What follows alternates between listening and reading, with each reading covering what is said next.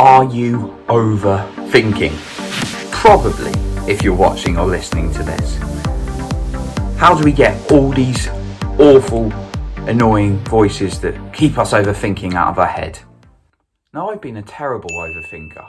I've always been someone who has to plan everything and then has to learn more before I start doing something. Can you relate to that? Can you think, right, I'm going to learn a bit more of that before I start my own business, or I'm going to learn a bit more about that. I've got to learn a bit more about how to be confident on that before I actually go and do it.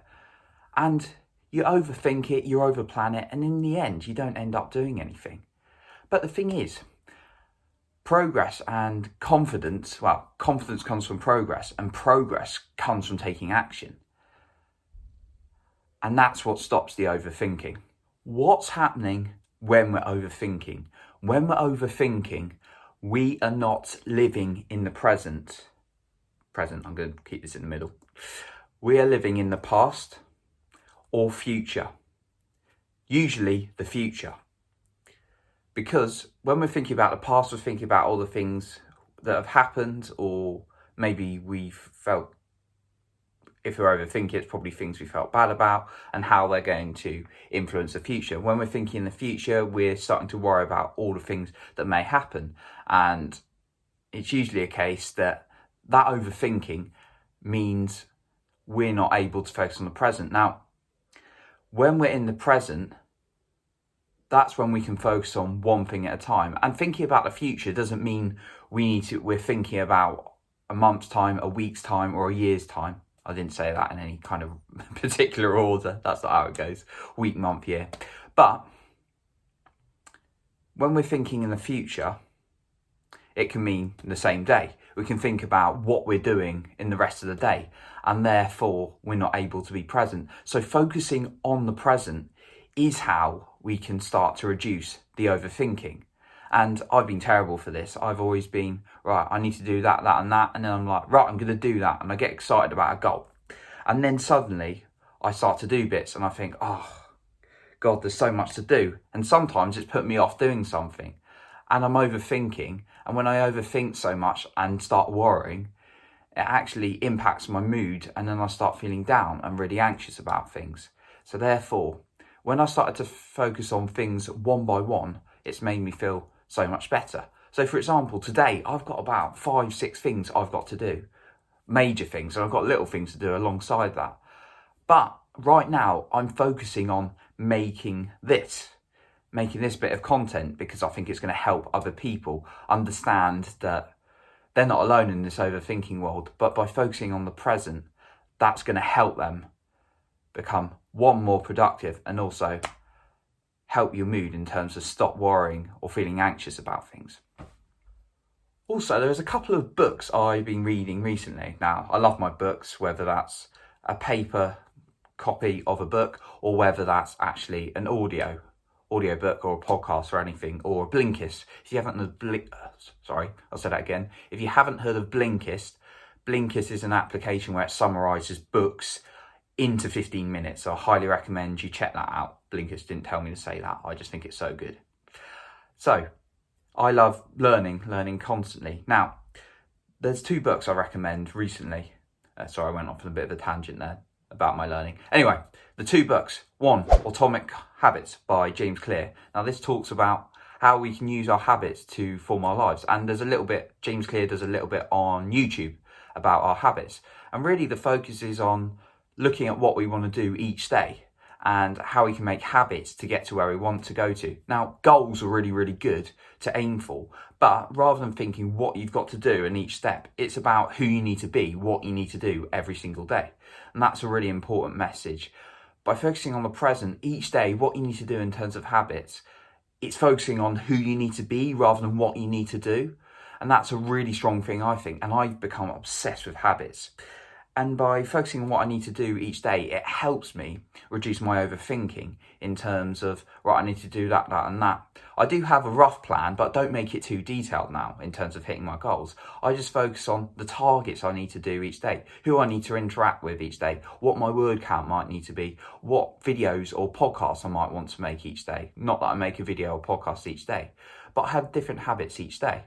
So, I have the same habits, for some things, but I just focus on what I can do each day, and focusing on consistency each day is going to help you become present and reduce that overthinking. And the other book that I've got it's got a sort of similar message but slightly different, is The Compound Effect by Darren Hardy. And that's a really, really good book in terms of looking at what little thing, again, it's very similar, like what you need to do each day in terms of your habits and what scores you're trying to hit each day. So if you're trying to hit a number of words, right, if you're trying to go to the gym for a certain amount of time, rather than hitting these big long-term goals, what you need to do, it's about little things you can do each day. So that can help you and the key to it is really mapping out each day what you want to do the night before. And that allows you to focus on, right, I want to do that. And then you have a clear plan for the day. Okay, so I just want to go through some tips in terms of reducing overthinking and worrying. So the first one is meditation. Meditation comes in many different forms. There's guided meditation, there's breathing. Sometimes I just sit in silence and acknowledge my thoughts. Or there's walking meditation, many types. But meditation, if you get into regular practice of it, it can really help you focus and coming back into you. So particularly breathing meditation, it allows you to acknowledge that there's thoughts, and you're never going to get rid of all your thoughts. That's not possible, because that's our brains. That's what they do. They think, and you can't shut out thoughts. But it allows you to focus on one thing. So whether that's your breath, whether that's the nature around you, or whether it's if it's a body meditation, perhaps how parts of your body are feeling rather than these thoughts. And it's okay to lose track in these meditations. It's okay to lose track of what you're thinking, but you can come back to one thing. So that can really help you increase your focus, reduce overthinking by coming back to something, what you're doing in the present. So being present with your breath, or body meditation, or some kind of meditation. So meditation is a really, really helpful thing you can do to reduce overthinking and worrying by being present. The next one is a nature walk. When I say a nature walk, I just mean even a walk outside. You'll have to go to some special fancy rainforest. But walking outside alone with your thoughts can really help you be present again. And when I say be present, I mean not with your headphones in, because that's taking your mind away and thinking, but allowing yourself just to be aware of what's around you, and that can take you into the present. Now, you're going to have your thoughts floating around in your head, but actually getting outside and the practice of just walking around and having a look could really allow your brain space to process those thoughts so that you don't overthink it. So going for a nature walk is another tip I'd recommend. I do it personally. I try and do 20 minutes. So yesterday, for example, I went for a run. God, that's hard. Blimey. I had to run up this massive hill. Oh, absolutely destroyed me. For some reason, I decided to sprint to it and then run up the hill. But I did manage to go sub 30 on the route. How far it was, I don't know. But after that, anyway, I'm not showing off that I was running, but I was sweating buckets. And then I went for a walk afterwards, and that allowed me I was listening to a podcast on the run because I wanted to take in information, two things at once. But then I thought, I need space to think. So I went for a walk whilst my heavy legs allowed me to. So going for a walk is my next tip. My next tip, and I must admit, I've not done this so well until recently, as I'm human, I'm not perfect by any means, is allowing joy in your day. Joy in your day? Joy in your day. Too many J's and D's. There weren't really that many J's and D's in that sentence, but hey, shut up, Johnny. Anyway, back to the point. So allowing yourself joys and things you enjoy doing in a day is a really, really beneficial thing to do, because it allows you to be more present. Think about it. When you're really, really happy, you're doing something fun, you're completely present and you're not overthinking about things that are stressful. So when you're planning out your day, this is a tip. Think about how you can fit in as many things you enjoy. So for me, what do I enjoy? I quite enjoy watching Netflix. Doctor Who, big fan. Make sure I fit in a bit of Doctor Who after I go on my run. Most relaxing thing ever. Rather than thinking about all the work I've got to do in the afternoon for my day job, or if it's a Saturday or Sunday. Well, Saturday and Sunday is a bit more enjoyable because I'm doing stuff like writing and coaching stuff, which obviously I love. But my day job I like as well. But then when I start thinking about all the things I've got to do, and then I start overthinking, it gets a bit stressful. But putting fun into my day allows me to feel more relaxed. So put in as many fun things you can as possible. Make sure you schedule in that downtime. And leading on from that, I've got a quick question. Please comment on this, because it'd be really interesting to see what people's thoughts are. What makes you feel really present? What do you do that makes you feel really, really happy and you're really connected and you're not overthinking, you're in your own world? So for me, when I'm making this video or piece of content, I'm not worried about all the things I've got to do because I really enjoy giving value and talking to people about what I've discovered. So just think about what makes you feel really present and happy and leave a comment on that. Okay, the next few are more for productivity, but they're actually for mood as well. Well, yeah, they're for both.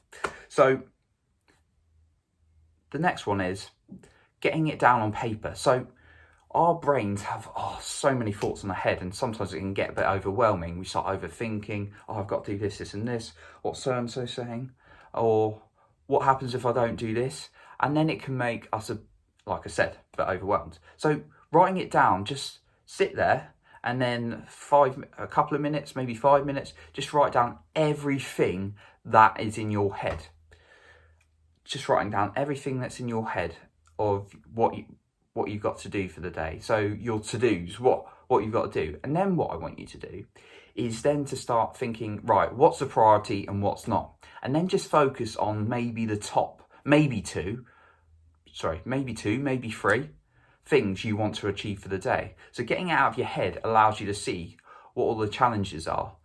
And then, like I say, you can journal it. You can start to ask yourself, in previous talks, you can start to ask yourself empowering questions. What's the most important? What's made me feel like this? And then what can I do? But you can also start to group what are the top most important priorities for you in the day. The next one is about punishment and reward. So this is just about taking action. When you're thinking, right, I need to do this. No, I should do this. Oh no, I should do this, should do that. And I've had it really bad because I work in project management when it's really, really busy at times and you've got to be organising yourself and people. And there's quite a lot to do with your plans. And with my stuff on the side, with writing, coaching, my speaking, all sorts, I've always had to prioritise things when lots of things come into my head. What you can do with this is looking at punishment and reward. So say you need to write a certain amount of words. You got to get a certain count of words down on paper, and you're just like, oh no, I should do this. Give yourself a target to write down a certain amount of words, and you can't leave the room or have a drink.